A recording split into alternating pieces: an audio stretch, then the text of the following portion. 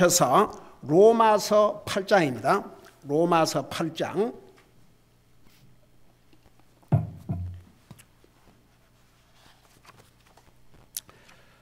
로마서 8장 12절부터입니다. 12절.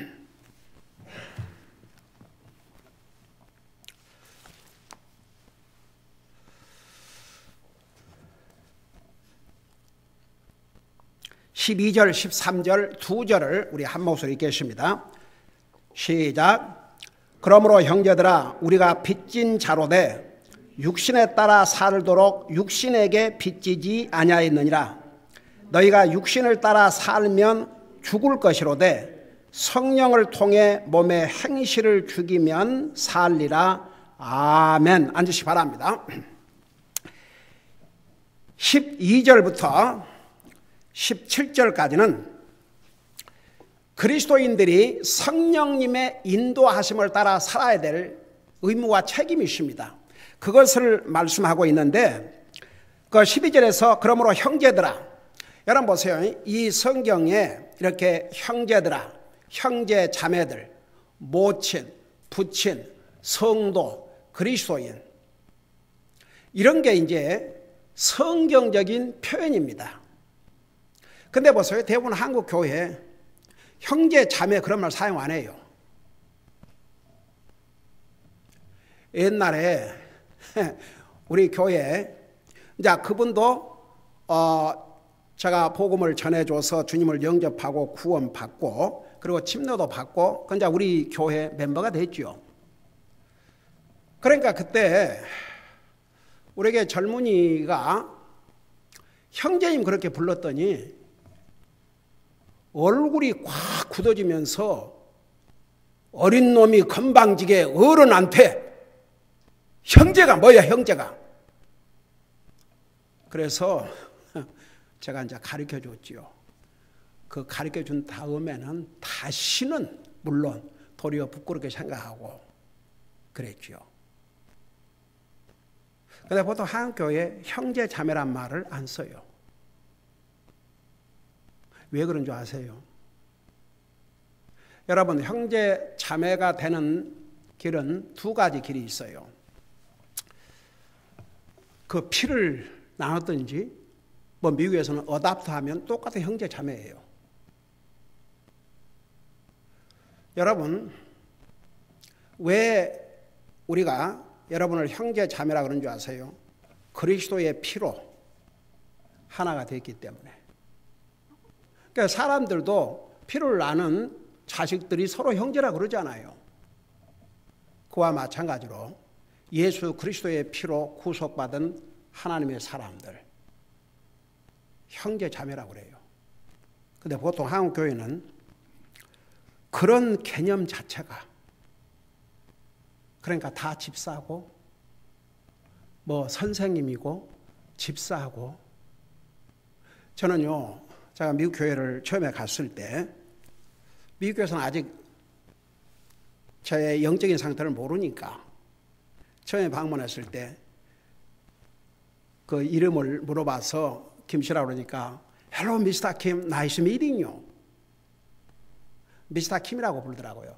여러분, 그 미국에서는 미스터 그러면 한국에서는 나이가 어린 애들을 남자인 경우에 미스터 누구 그러는데 미국에서는 미스터는 말이 존칭어입니다. 가령 미국의 대통령을 미스터 프레지던트 그러면 한국말로 말하면 대통령 각하.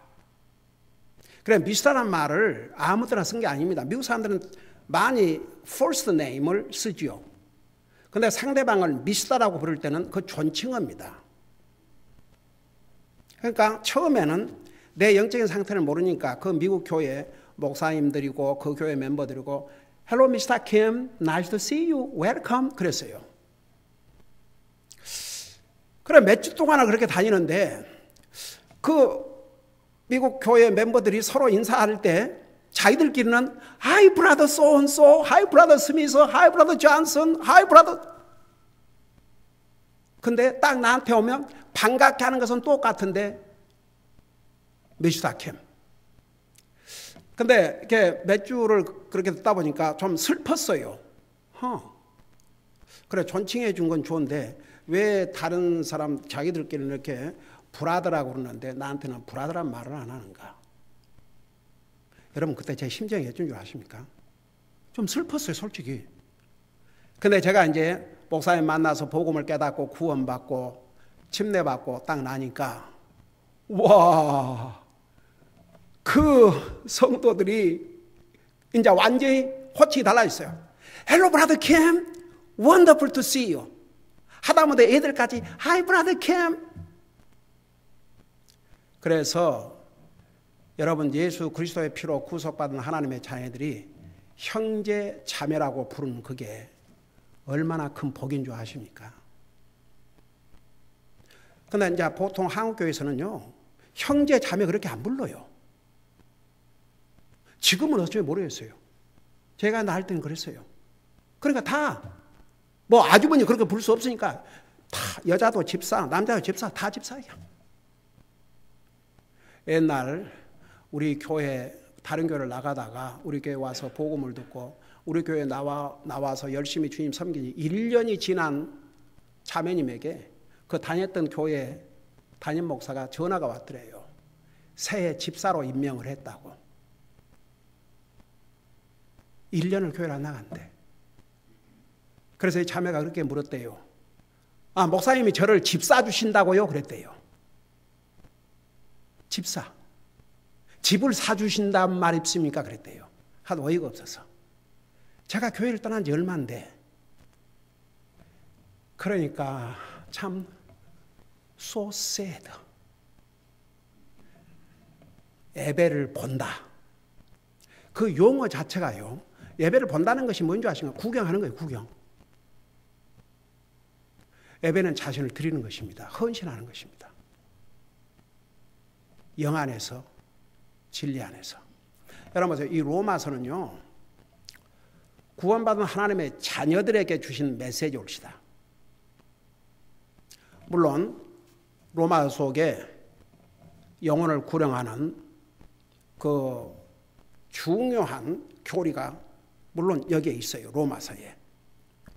그러니까 하나님의 사람들에게 성령의 감동을 받아서 서신 형태로 사도 바울을 통해서 보내면서 그리스도인들을 향해서 이제는 그리스도인이 됐으니까 이렇게 살아야 되고 이것을 다른 사람한테 전할 수 있도록.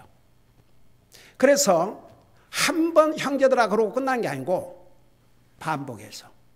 여기 보세요. 방금 여기 보니까 12절에 그러므로 형제들아. 물론 야 형제들 그러면 자매 다 포함되어 있어요. 우리는 주님 안에서 형제 자매요. 하나님의 자녀들로시다. 한 가족이에요. 한 가족. 하나님의 한 가족. 그러니까 이 메시지는 안 믿는 사람에게 주신 게 아니고 믿는 사람들에게. 그러니까 믿는 사람들이 이 말씀을 받도록. 자, 그걸 여러분 머리에 두시면서 보세요. 형제들아, 우리가 빚진 자로 돼. 여러분, 빚 좋아요, 안 좋아요? 이 세상에 빚을 진다는 게 그게 절대 좋은 일이 아니에요.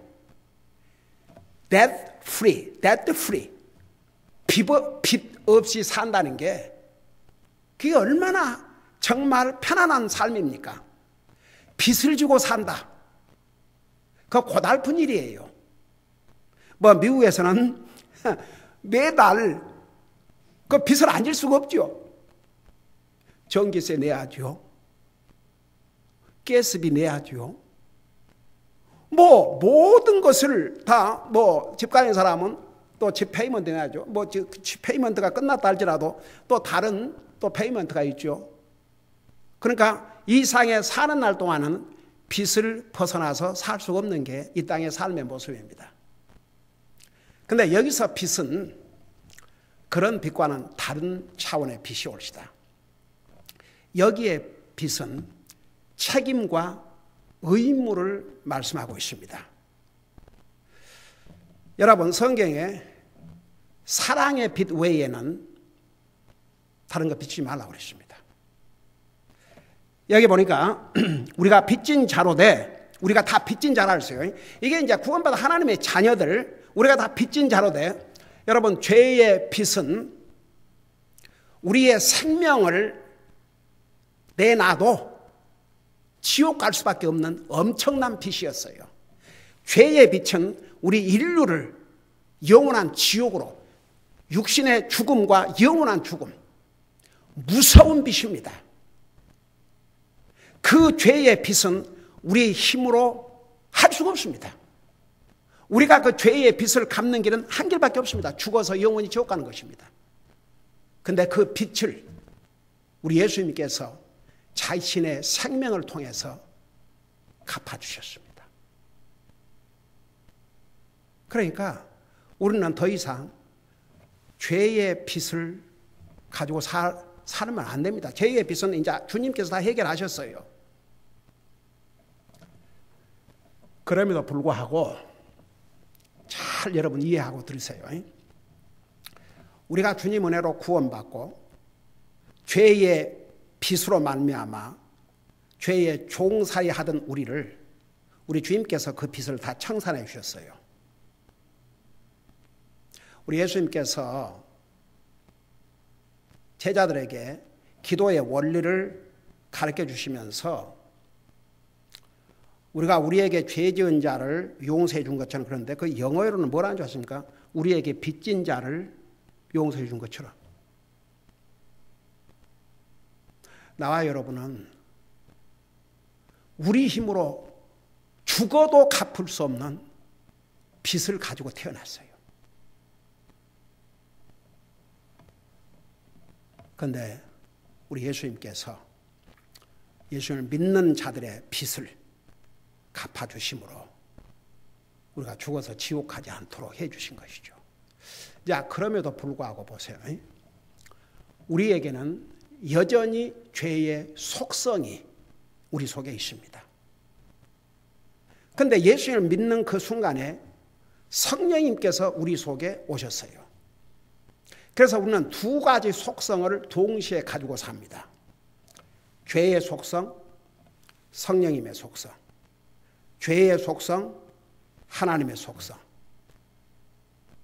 그 두 가지를 가지고 사는데 지금 로마서 8장에서는 무엇을 말씀하고 있냐 그러면 예수를 믿고 구원받고 성령님을 모시고 사는 그리스도인 된 다음에는 더 이상 죄의 속성을 따라 살지 말고 성령님의 인도하심을 따라 살라는 것입니다. 이해가 되시죠? 그럼 어떻게 성령님의 인도하심을 따라 살아야 될 것이냐? 이 하나님 말씀. 이 말씀을 순종해서 하나를 하는 게 아니고 하나님의 은혜로 구원받고 하나님의 자녀가 됐기 때문에 이 하나님 말씀에 순종하고 살아가는 것입니다. 여러분 보세요. 남의 자식은 다른 부모에게 순종하고 살 필요 없어요. 성경에 어디 그랬어요? 내 부모를 순종하고 공경하라고 그랬지 다른 부모들을 순종하고 공경하라고 안 하셨어요. 자기 부모를. 그러니까 우리가 하나님의 자녀이기 때문에 이제는 하나님의 말씀에 순종하고 살면 죄의 속성을 따라 살 필요가 없는 거죠. 그러니까 생각 자체도 보세요. 육신적으로 생각한다고 말은 죄의 속성을 따라 생각한다 그 말입니다. 그건 죽음을 가져온다고 그랬습니다. 그 죽음은 하나님 관계가 끊어진 게 죽음인데, 영적인 죽음인데, 죽음 그럴 때는 끊어지는 거예요. 영혼이 우리 몸을 떠나서 영혼과 육체가 분리가 되면 그 육체의 죽음이고, 하나님과의 관계가 끊어지면 영적인 죽음이에요. 그러니까 육신적으로 생각하는 것은 죽음을 가져온다. 그 말이 무슨 뜻이냐 그러면 제가 수업 설명했죠. 하나님 관계가 끊어진 것과 같이 살게 되고 결국은 예수님 안 믿는 사람처럼 살게 된다고 말입니다. 하나님 관계가 없는 사람들처럼, 그러니까 예수님 안 믿는 사람처럼 똑같이 산다고 말입니다. 그건 믿는 사람의 삶이 아닙니다. 그러나 영적으로 생각하는 것은 생명과 평안이라고 했습니다. 그러니까 영적인 일을 생각하고 살아야 하나님과의 관계가 제대로 되어 있고 거기서 오는 평안은 세상이 줄 수 없는 평안이 옵시다. 그러니까 보세요.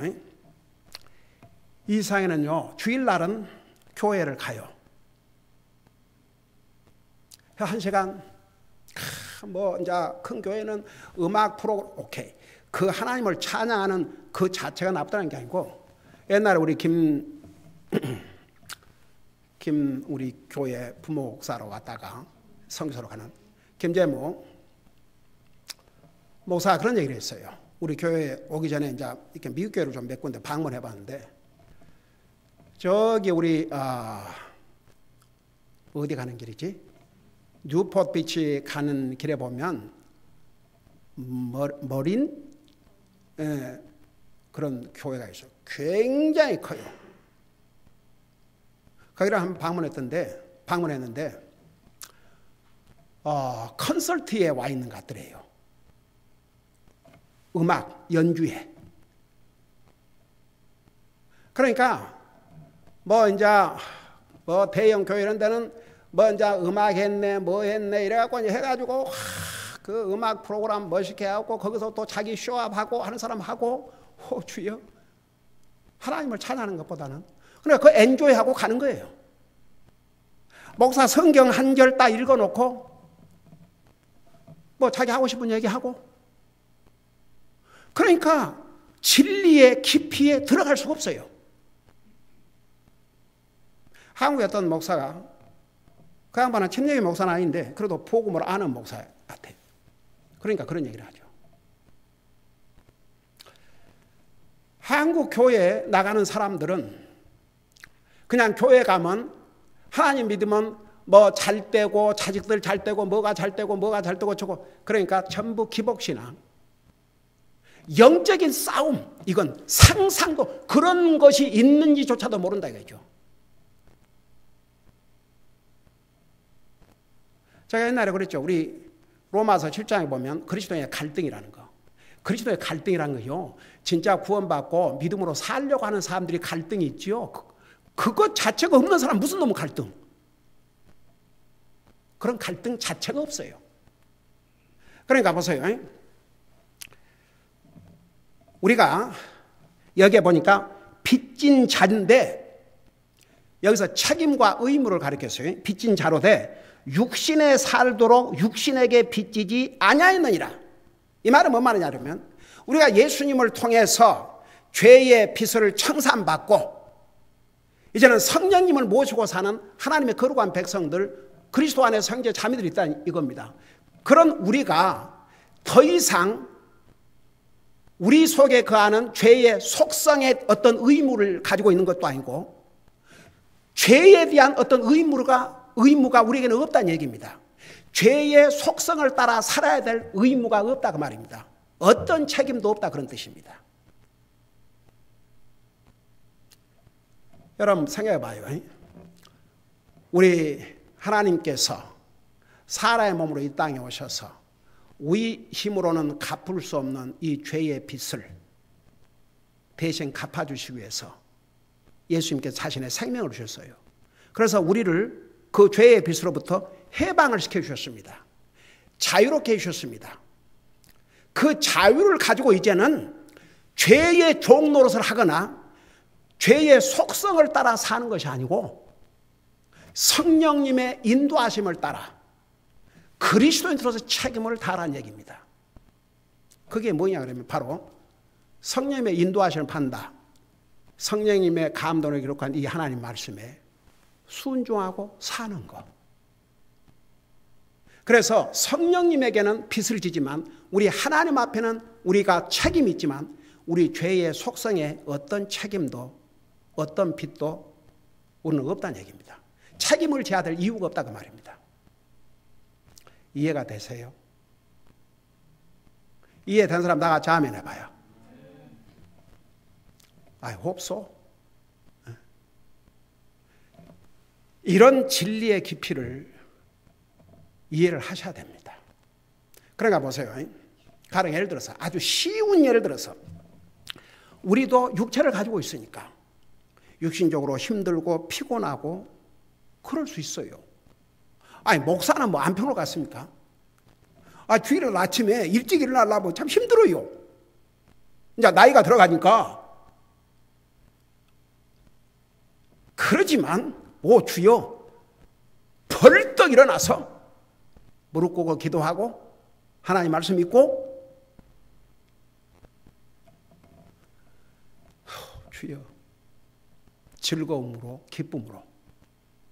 근데 육신을 가지고 있으니까 때로는 힘들기도 하고 피곤하기도 하고 여러분은 편안히 앉아서 아침 성경 공부, 낮 예배, 오후 예배 듣고 편안하게 앉아서 듣지만 목사는 이 말씀을 전하기 위해서 얼마나 많은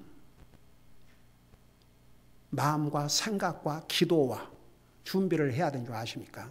저요 노트에 쓰지 않고 성경 어느 곳을 펴갖고도 몇 시간 설교할 수 있어요. 근데 제가 얘기했죠. 왜 이렇게 준비를 하는지. 내 자신을 하나님 앞에 준비하기 위해서. 제가 많이 쓰니까 이제 이 오른쪽 어깨가 굉장히 아파요. 그 애들이 어떻게 쓰지 않고 이렇게 녹음을 해서 이렇게 해가지고. 근데 결국은 써야 돼요. 그러니까 녹음을 해갖고 주면 타이프를 해서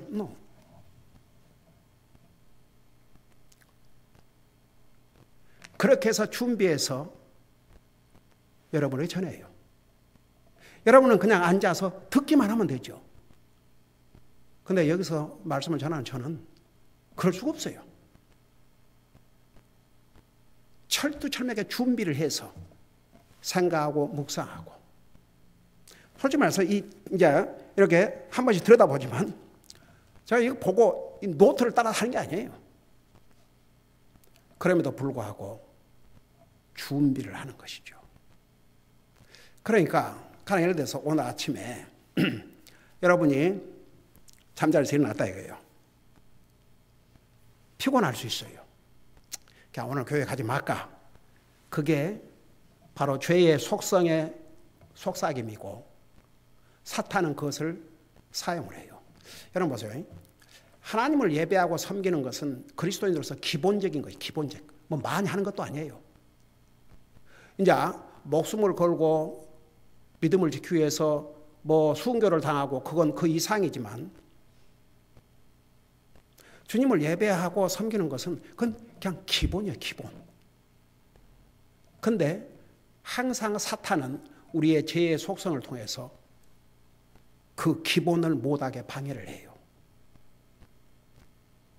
그러면 하나님의 자녀란 사람이 아침에 일어나서 기도도 안 한다. 그 이제 죄의 속성 중에는 나쁜 습관들도 많이 있어요. 그걸 따라가 보는 거죠. 근데 아니야. 내가 단 1분이라도 기도해야지. 그리고 기도하면 이 사람, 이 그리스도인은 성령님의 인도하심에 순종하는 거예요. 가령 성경, 오늘은 그냥 지나가자. 성경 읽고 싶지 않다. 그게 죄의 속성이에요. 사탄은 그것을 이용을 해요. 그리스도인은 그거 들을 필요 없어요. 어떤 책임도 없어요. 아니지. 내가 하나님의 말씀 단 한 절이라도 읽어야지. 그러면 이 사람은 성령님의 인도하심에 순종하는 사람이에요. 성령님의 인도하심을 받고 사는 그리스도인이죠. 이해가 되시죠? 그러니까 보세요. 이 죄의 속성은요, 영적인 일은 하고 싶지 않아요. 근데 육신적인 일은 하고 싶어요. 죄의 속성은 해서는 안 될 것은 하고 싶고 해야 될 것은 하고 싶지 않고. 그러면 예를 들어서 어떤 사람이 그리스도인이라고 하면서 하고 싶으면 하고 하고 싶지 않으면 안 하고.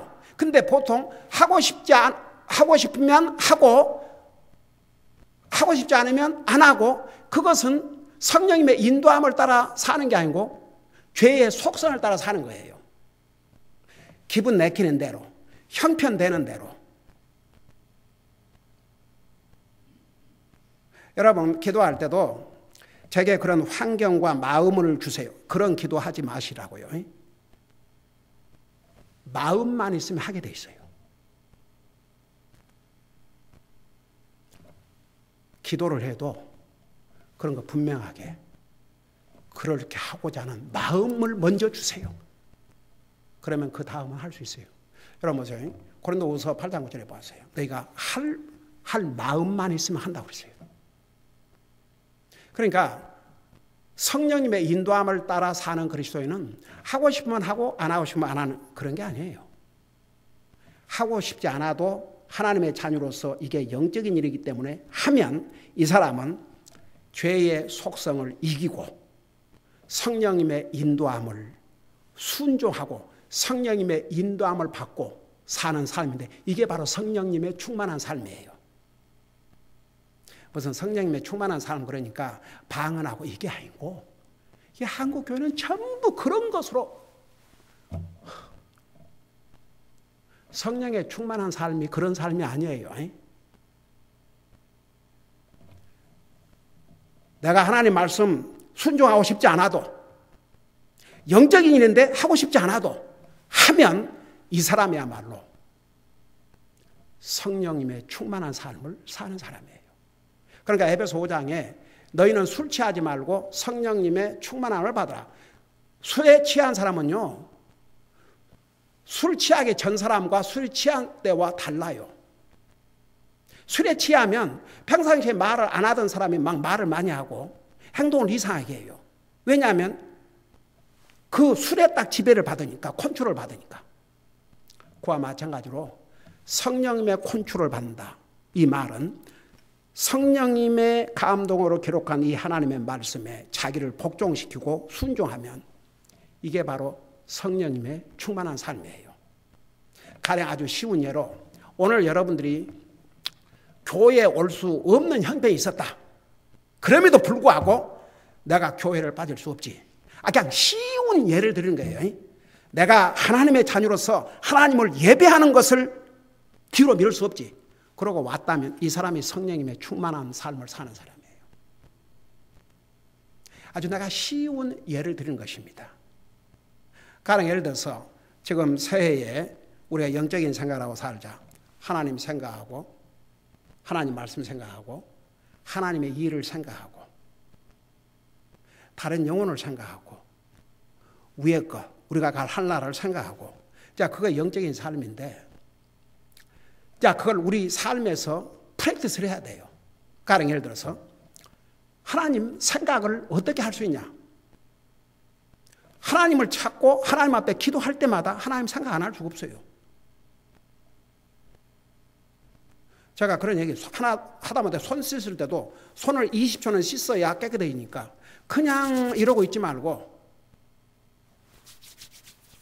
주님 감사합니다. 주님 사랑합니다. 주님 감사합니다. 주님 사랑합니다.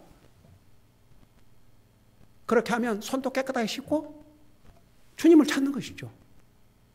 주님 생각 안 할 수가 없어요. 하나님 말씀을 매일 삶 속에서 읽어봐요. 하나님 말씀을 생각하지 않을 수 없어요. 이런 사람들은요. 하나님의 일을 생각하게 돼 있어요. 가령 저는요. 왜 이런 걸 가르친 줄 아세요? 히브리서 13장에 뭐라 했어요? 너희를 다스리는 자를 순종하고 그래서 주의 종이 기쁨으로 하도록 하라. 왜냐 그러면 주의 종은 마치 자기가 대신 대답해야 할 것처럼 여러분을 준비해 주는 리더이기 때문에. 그러니까 여러분 로마서 14장 12절에 우리가 그리스도 앞에 나타나서 그리스도 앞에 이제 딱 서서 각인이 계산을 한다고 그랬습니다. 그날을 준비해 줘야 될 책임이 목사에게 있습니다. 오늘날 교회 목사들이 그리스도인으로서 어떻게 살아야 될까? 그걸 안 가르치면 마치 뭐고 하든지 아세요? 애는 태어났는데 뭐 공부를 하든 말든 먹든 말든 뭐 그러면 그게 뭔 사람이 되겠습니까? 교회만 왔다 갔다? No. 그걸 목사는 가르쳐야 돼요. 훈련을 해야 됩니다. 구원받은 하나님의 자녀는 하늘나라 갑니다. 근데 주님 앞에 선다고 그랬어요. 한번 생각해 보세요. 하나님은 공평하신 하나님이신데 뭐 그냥 교회 한번 가는 것도 힘들다가 간 사람과 주님을 위해서 목숨도 건 사람과 어떻게 똑같겠습니까? 하나님은 공의로우신 하나님이시죠. 그러니까 우리가 하나님의 일, 내가 교회를 통해서 할 수 있는 일이 뭔가, 내가 하나님 앞에 예배드리고 또 이 외에 내가 할 수 있는 일이 뭐인가? 가령 예를 들어서 전도 방문 온 사람들이 항상 전도 방문 오고 청소하러 오는 성도들만 항상 청소를 와요. 그럼 어떨 때는 뭔 생각이 드냐 그러면은 이렇게 모든 교회 모임에 참여해서 열심히 주님 섬기는 이 성도들에게는 참 복이고 주님 앞에 설 때 그만큼 하지만 그러면 그렇지 못한 성도들은 이거 어떻게 해야 그 준비를 시켜야 될까? 왜 제가 그런 생각을 하는 줄 아세요? 나는 우리 성도를 한 사람 한 사람을 진짜 사랑하기 때문에. 제가 우리 새 아이들을 기르면서 양육하면서 사실은 정말 중요한 시기에 하나님께서 저들이 앞으로 어떻게 살아야 되느냐는 그 결정적인 순간에 여러분이 아시다시피 주님께서 참 아름다운 선물로 주셨지 않습니까? 아이들을.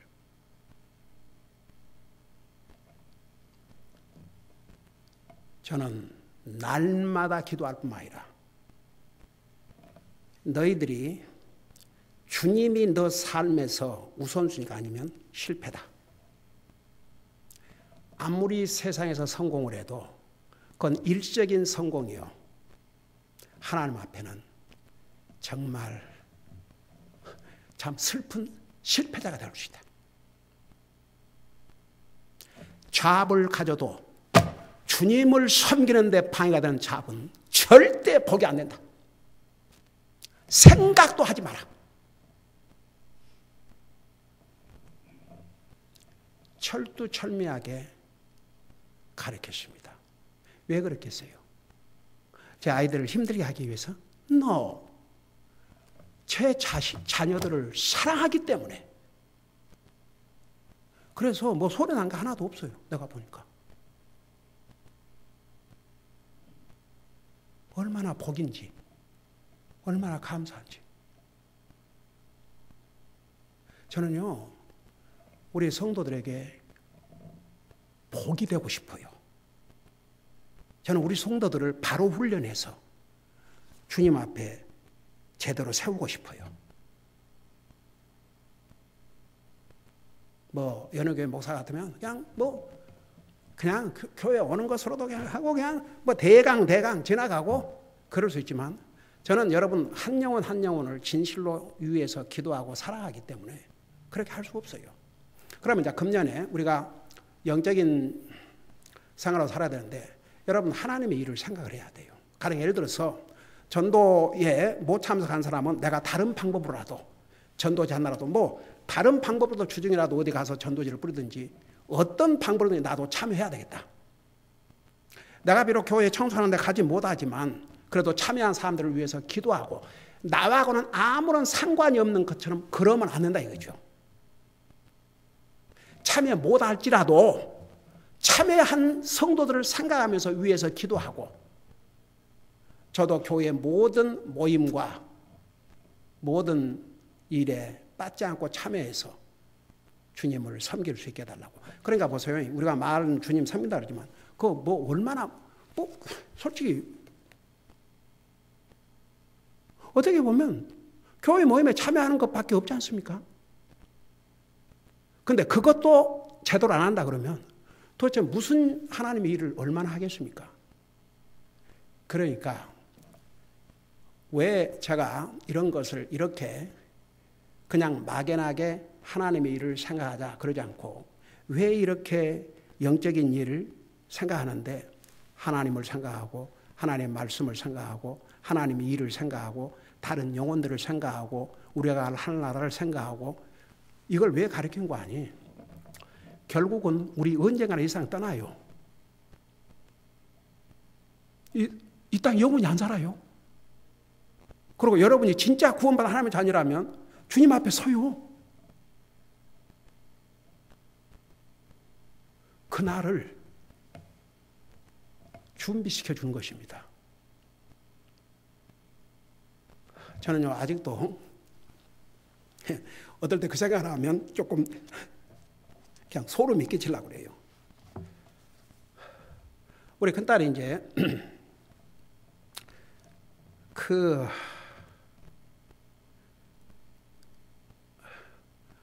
대학 갈 때, 로수 갈 때 얼마나 힘들었습니까? 경제적으로. 그때는 교회가 제대로 서포트를 할 수 없는 그런 상황이었으니까. 근데 보세요. 그 와서 이제 바 시험을 3일 동안을 호텔에다가 가둬놓고 하루에 8시간씩 3일 동안을 시험을 치는데 그 컴퓨터가 하도 많이 써가지고 어떨 때는 꺼졌다가 그런다는 거예요. 어떻게 트라이를 해보겠지만 그래서 그게 얼마나 하냐 그러니까 그때 100불을 할 땐가 근데 그때는 그 100불이 우리에게는 1000불. 그래서 그래도 그 구해갖고 가야지. 그래서 하나님 은혜로 어떻게 그걸 구하게 됐어요. 근데 만일에 3일 동안 물병도 못 갖고 가게 하는데 3일 동안 호텔에 가둬놓고 시험을 치는데 가령 그 답을 하다가 그 컴퓨터가 딱 끊어져 갖고 작동이 안 한다고 생각하십시다. 그럼 이제 6개월을 기다려야 돼요. 6개월.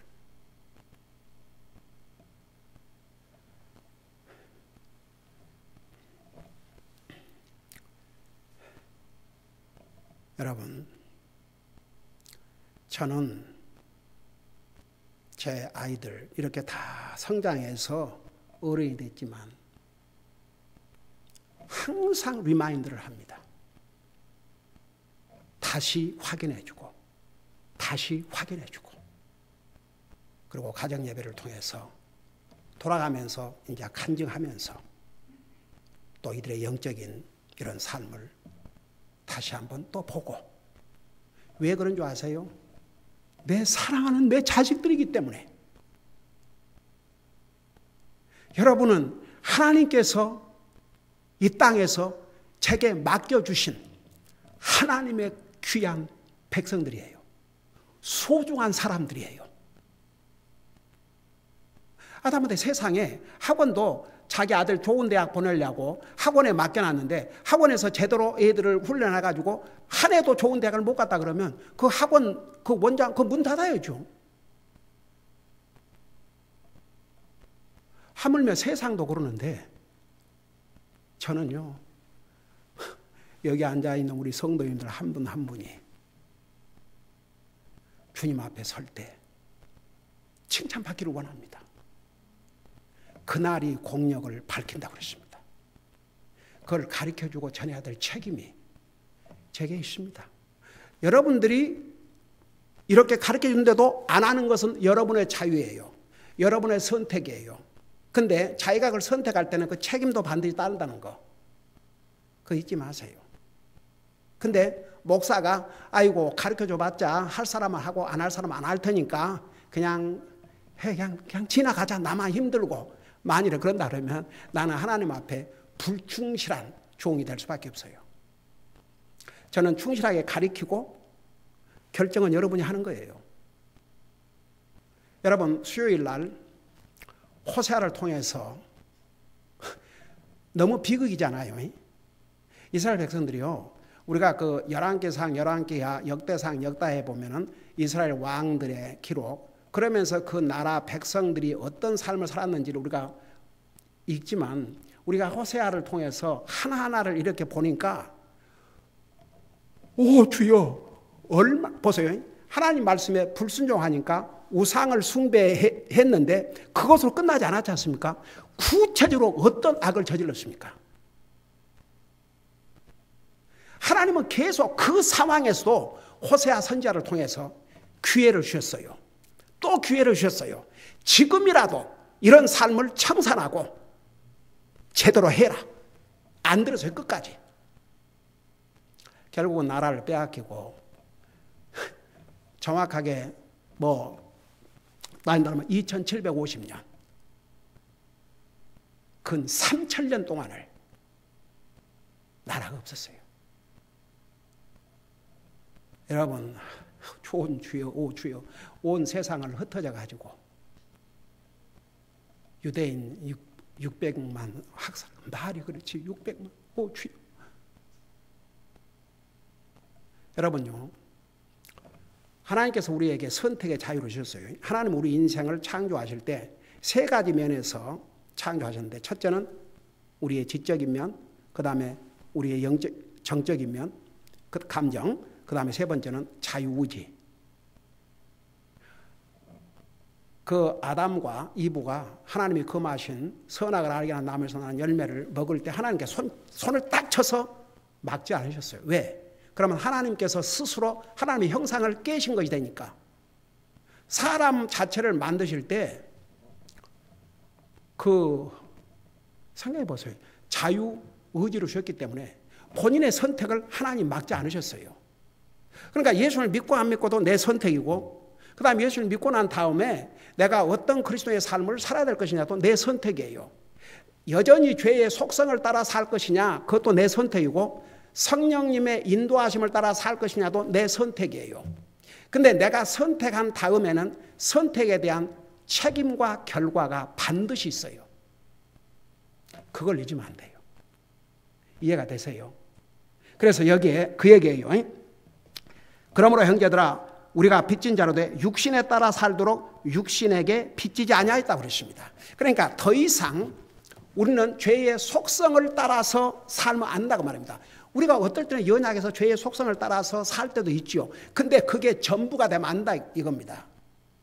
우리가 연약해서 죄의 속성을 따라 살 때도 있지만 그건 그래도 조그만한 부분에서 끝나야지 내 삶 자체가 말은 예수 믿고 구원받았는데 사는 것은 전혀 죄의 속성을 따라 옛날 습관을 따라 산다 그러면 더 이상 이 사람은 그리스도인의 삶을 사는 것이 아니지요.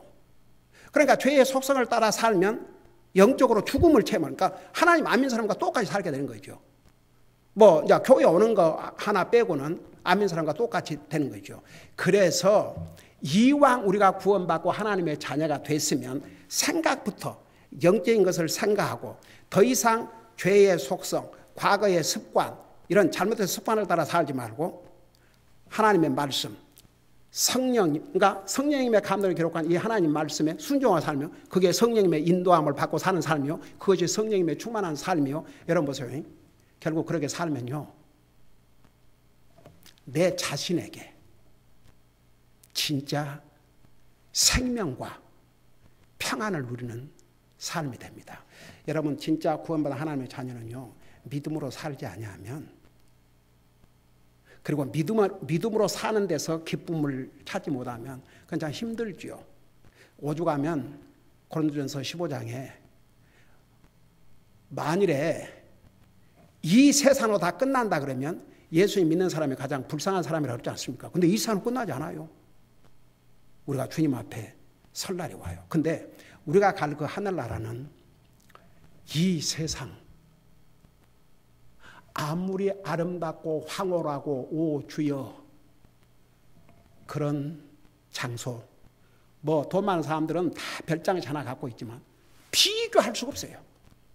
오죽하면 사도 바울이 우리가 갈 하늘나라를 셋째 하늘나라로 하는데 그 셋째 하늘나라에 끌려 올라가서 14년 동안을 말을 못했어요.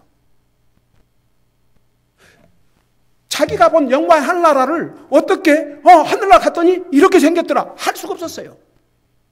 신약 성경의 거의 전부를 사도 바울로 통해서 기록했는데도 불구하고 특별히 서신은 거의가 다 그런데도 보세요. 바울 사도에게 허락 안 했어요. 나중에 누구를 통해서 하늘나라를 자세하게 기록하게 하셨어요.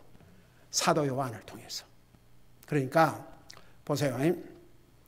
우리가 아무리 구원받고 하나님의 자녀라 할지라도 죄의 속성을 가지고 있기 때문에 완전히 죄의 속성을 벗어나서 살 수는 없어요. 아이고 그렇다면 우리가 완전하게요. 이 세상에 완전한 사람 한 사람도 없습니다. 여기 서 있는 목사로부터 시작해서.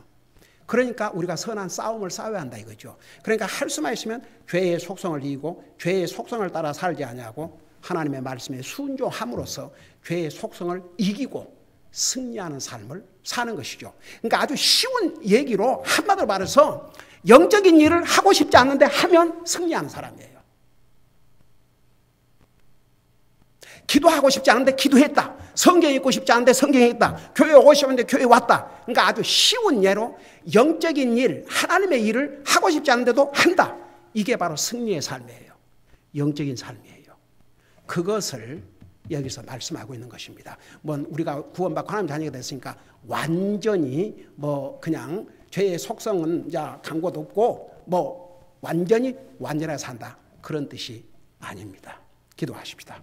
사랑의 아버지 하나님, 오늘 로마서 8장을 통해서 예수님 믿고 구원받은 하나님의 자녀들은 육신의 죄의 속성에 빚진 자가 더 이상 아니고 이제는 예수 그리스도로 통해서 죄의 빚으로부터 자유함을 얻었기 때문에 이제는 죄의 속성을 따라 사는 것이 아니고 성령님의 인도함을 따라 살아야 한다는 것을 분명하게 배웠습니다. 우리 모두가 정말 그렇게 삶으로 영적으로 승리하는 삶을 살게 하여 주시옵소서. 감사합니다. 사랑합니다. 예수님의 이름으로 감사 기도하옵나이다. 아멘.